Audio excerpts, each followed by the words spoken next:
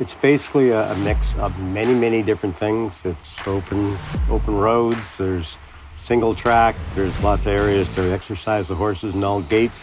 There's amazing scenery, and that's what it is. It's unique, I think, in most places that we go.